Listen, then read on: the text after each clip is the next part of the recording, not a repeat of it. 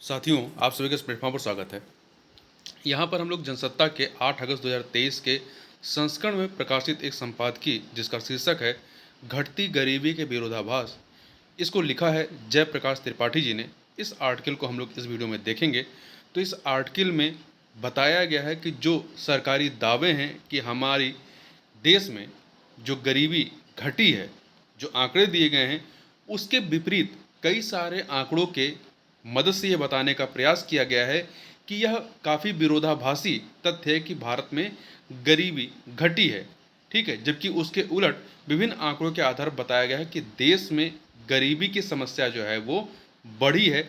तो इन्हीं सब के बारे में इस आर्टिकल में बातें की गई हैं। एक तरह से यह जो पूरा आर्टिकल है आलोचनात्मक है, इसमें आलोचनाएं आपको ज़्यादा देखने को मिलेगी। तो इसमें आप बहुत सारे पॉइंट को आप इस्तेमाल कर सकते हैं। तो देखिए, इसको यदि आप परीक्षा के दृष्टिकोण से देखें तो आप परीक्षा के दृष्टिकोण से जो यूपीएससी है या यूपी पीसीएस मेंस की जो परीक्षा होती है, जो अन्य स्टेट लेवल की पीसीएस की मुख्य परीक्षाएं होती हैं, उनमें जो जीएस का पेपर आपका 3 आएगा, जिसमें गरीबी वाला अर्थव्यवस्था वाला सेक्शन होता है, इसमें गरीबी वाला सेक्शन आता है, वहाँ पे इस्तेमाल कर सकते हैं। सामाजिक न्याय में इस्तेमाल कर सकते हैं। सामाजिक न्याय आपका सेकंड पेपर में भी है, दूसरे पेपर में भी है। ठीक है, मतलब सेकंड में है और थर्ड में है। ठीक है, इसी प्रकार से सामाजिक मुद्दों में ले सकते हैं तो वो आपका फर्स्ट पेपर में आ जाएगा। और साथ ही साथ इसको आप निबंध में इस्तेमाल कर सकते हैं। इसका अधिक आप इस्तेमाल जो है निबंध में कर सकते हैं, क्योंकि वहाँ पे आप पूरी आलोचनाओं को आप व्यक्त कर सकते हैं।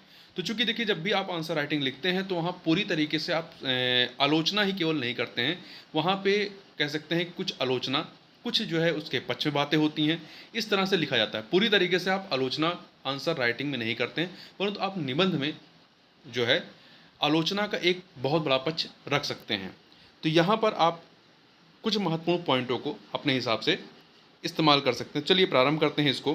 तो देखिए, आंखों के सामने हकीकत चाहे जैसी हो, मगर नीति आयोग के दावों पर यकीन करें तो हमारे देश के 13.5 करोड़ से अधिक लोग अब गरीब नहीं रहे।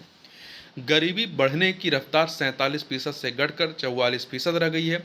उत्तर प्रदेश, बिहार, मध्य प्रदेश, उड़ीसा, राजस्थान में गरीबों की संख्या तेजी से कम हो रही है। आंकड़ों में यह गिरावट सबसे ज़्यादा ग्रामीण क्षेत्रों में चित्रित की गई है, जिसके मुताबिक गरीबी 32.59% से घटकर 19.28%, 32.59% से घटकर के 19.28% हो गई है। और यह शहरों में भी 8.65% से घट करके 5.27% हो गई है। हालांकि रिपोर्ट में यह भी स्वीकार किया गया कि देश की आबादी का एक बड़ा हिस्सा फिलहाल पोषण, स्वास्थ्य, शिक्षा आदि बुनियादी जरूरतों के लिए जूझ रहा है। वस्तु स्थितियों के दूसरे पहलू पर ऑक्सफैम की इसी साल जनवरी 2023 में आई रिपोर्ट तो कुछ और ही हकीकत बयान कर रही है। यह रिपोर्ट बताती है कि इस समय पूरी दुनिया में सबसे ज़्यादा गरीब भारत में है, जिनमें से 22.89 करोड़ लोग जो असहनीय गरीबी में जी रहे हैं, जबकि इस बीच देश में अरबपतियों की संख्या में 62 जो है इजाफा हो गया है ना अजरश की बात। एक साथ गरीबी घटने और अमीरों की संख्या बढ़ने के इस विषम अनुपात पर गहराई से नज़र दौड़ाएं तो कुछ और ही सच्चाई सामने आती है। विश्व बैंक की पावर्टी एंड शेयर्ड प्रॉस्पर्टी 2022, इस रिपोर्ट को याद रखिएगा, वर्ल्ड बैंक की है poverty and shared prosperity 2022 report के अनुसार बीते 2 वर्षों में देश के 5.6 करोड़ लोग अपनी निम्न मध्यम वर्ग की हैसियत से फिसल कर गरीबी रेखा के नीचे पहुंच गए हैं। दुनिया भर में जो गरीबों की कुल संख्या 7.1 करोड़ बढ़ी है, उनमें से अकेले 80% तो भारत में हैं, अकेले भारत के हैं। भारत की अत्यंत विषमतापूर्ण अर्थव्यवस्था का आकलन करने वाली विश्व असमानता रिपोर्ट बताती है कि देश के कमजोर वंचित परिवारों की नई पीढ़ी का भविष्य तेजी से असुरक्षित हो रहा है। शीर्ष 10% प्रभु वर्ग राष्ट्रीय आय का 57% हजम कर रहा है, और इस 10% आबादी के शीर्ष 1% अमीर 22% आय के मालिक बन चुके हैं, जिससे राष्ट्रीय आय में निचले स्तर के 50% की हिस्सेदारी सिमट कर सिर्फ 13% रह गई है। कितनी रह गई है? सिर्फ 13% रह गई है। ऐसे हालात के लिए कई एक बुनियादी कारण हैं जिन्हें यहाँ रेखांकित करना जरूरी लगता है। नीम चढ़े करेले की तरह भयावह महंगाई और बेकाबू बेरोजगारी इस हालात के लिए खाद पानी का काम कर रही हैं। पिछले कुछ दशक से आंकड़ों में दावे चाहे जो भी किए जा रहे हों, देश में बसावटों का जनतांत्रिक ढांचा गांव और शहर दो इकाइयों में विभाजित है, जिनके बीच अपनी आधारभूत संरचनाओं में भारी अंतर और हठधर्मी योजनाओं, आर्थिक उपक्रमों में अदूरदर्शिता, अन्याय संगत के चलते सभ्य असभ्य विकास और पिछड़ेपन की पंचमेल खिचड़ी पक रही है। कई ताजा अध्ययन इसके साक्ष्य हैं कि श्रम बल, जमीन, पशुधन, अन्न, दूध, फल, सब्जियों आदि के लिए गांवों पर निर्भर शहरी अनुत्पादक अनुत्पादक तंत्र अथाह पूंजी की संगत में कॉरपोरेट महाशक्तियों की सहमत और साझेदारी तथा श्रम कानूनों की उदासीनता से व्यवस्थाओं के नाम पर जीवन यापन के मुख्य आधार गांव के उत्पादक वर्गों को नियंत्रित संचालित कर रहा है, जिसकी रफ्तार बाजार पोषित आधुनिक विकास प्रबंधन ने और तेज कर दी है, जिसकी कीमत हमारी जीवनदायिनी सुजला सफला नदियां, दुर्गम पर्वतीय और बीहड़ जंगल क्षेत्रों तक चुकाने को विवश हैं। पूरा प्रदेश किसी अगम अथाह गवर में घिर चुका है। कुछ पल के लिए मौजूदा चमक दमक को आंखों से ओझल कर देखें तो इन असहनीय हालात में अभावग्रस्त लोगों की संख्या में बेतहाशा बढ़ोतरी हुई है। विस्थापन के लिए अभिशप्त गांव के गांव उजाड़खंड होते जा रहे हैं।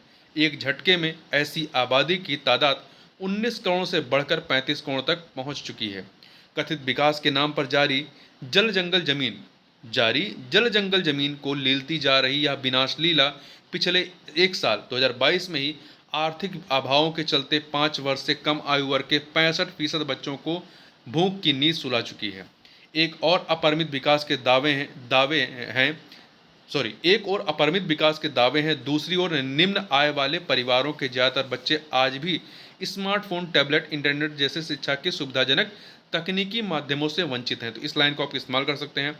दोहरे मानदंडों वाली इसी पटकथा के एक और पन्ने पर दर्ज है कर्मचारियों की तनख्वाह में 3.19% की कटौती और कंपनी के सीईओ के वेतन में 9% का इजाफा, जबकि अंतर्राष्ट्रीय श्रम संगठन की अनुशंसा है कि न्यूनतम वेतन सीमा इस तरह निर्धारित की जाए जिससे श्रमिक परिवारों की आवश्यक जरूरतें बाधित न हों। इसी असमानता विषमता की कोख से यह सच्चाई भी पैदा हुई कि देश के 70 करोड़ लोगों की संपत्ति से ज़्यादा पूंजी 21 अमीरों के हिस्से हो चुकी है। गुजरे 2 वर्षों में ही उनकी कुल संपत्ति में 121% के इजाफे के साथ उनकी संख्या भी 101 से बढ़कर 166 हो चुकी है। बेतरतीब विकास, नव शहरीकरण की अवधारणाओं और आधुनिक बाजारों ने सूचना माध्यमों के जरिए ग्राम स्वराज्य के सपनों को तिरोहित सा कर दिया है।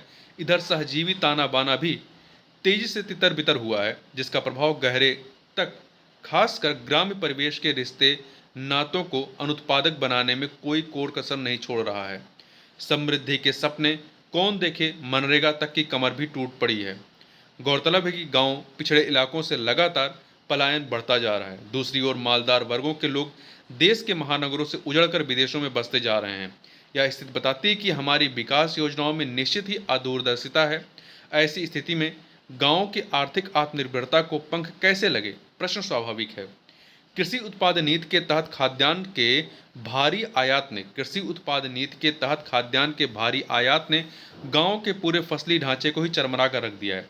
सोचिए, जब 50 लाख टन दाल हम विदेशों से मंगा लेंगे तो बुंदेलखंड की दालों के कटोरे की कैसी गत बन जाएगी। लगभग 130 लाख टन खाने का तेल भी विदेशों से आयात हो रहा है और आयात बिल देश के कुल कृषि बजट से 3 गुना ज़्यादा हो चुका है। बीते एक दशक में ही आयात बिल 150% तक बढ़ गया है। यह पूरी व्यूह रचना कॉरपोरेट घरानों और शहरों को समृद्ध बनाने के लिए गांवों के सीने पर मूंग दल रही है। ऐसे में गरीबी, भुखमरी गांवों में बढ़ेगी नहीं तो और क्या होगा। यह किसे पलटकर सोचने की फुर्सत है या यह सवाल भी क्यों नहीं निर्णायक लगना चाहिए कि राष्ट्रीय नमूना सर्वेक्षण में देश के 51% किसान क्यों खेती छोड़ना चाहते हैं। क्या ग्राम स्वराज की अवधारणा गलत थी, जो किसानों को लूटने के लिए गोदामों में भंडारण की सार्वजनिक वितरण प्रणाली लागू की गई। आज कृषि नीतियां वे अधिकारी बनाते हैं जिनके पास मात्र कागजी कृषि समझ है। जय जवान जय किसान का नारा तो कब का पीला पड़ चुका है। तभी तो देश के नए अरबपतियों में 32 स्वास्थ्य क्षेत्रों के 7 दवा उद्योग तक के शुमार हो जाते हैं, लेकिन कोई एक भी कृषक शामिल नहीं हो पाता। इसलिए कभी हमारी समृद्ध संस्कृति के प्रतीक रहे गाँव में गरीबी घटने के दावों पर विश्वास करना आज मुश्किल हो जाता है। यह सब ऊपर ऊपर थोपने दिखाने के लिए अमीरी में गरीबी की मिलावट जैसा लगता है। तो इस प्रकार से इस वीडियो में बस इतना ही। मिलते हैं नेक्स्ट वीडियो में, तब तक के लिए बहुत बहुत धन्यवाद।